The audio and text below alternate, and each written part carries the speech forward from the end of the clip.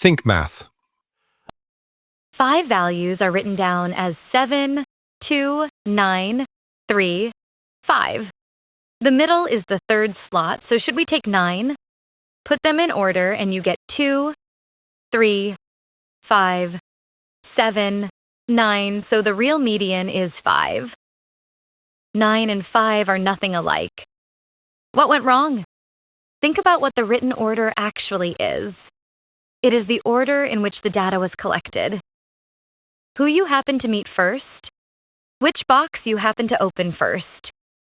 There is no information about size in that order at all.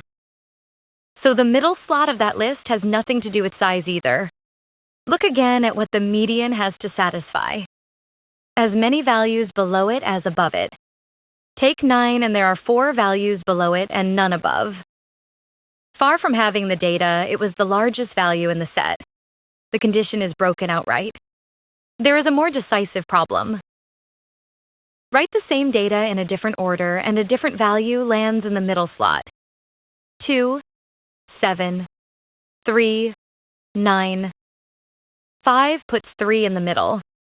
But the median is decided by the data, not by whoever wrote it down. If the answer depends on the order of writing, it is not the median. That is why sorting comes first.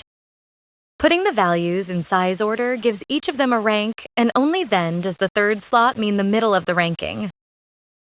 Sorting is not a warm-up exercise. It is part of the definition, because without ranks, the word middle has nothing to refer to.